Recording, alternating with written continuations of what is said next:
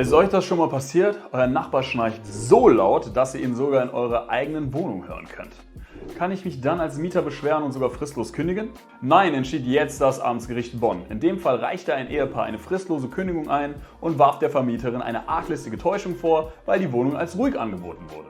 Ein Grund für eine fristlose Kündigung sah das Gericht allerdings nicht, da in einem Mehrparteienhaus nicht davon ausgegangen werden darf, dass alle Geräusche ausgeschlossen sind.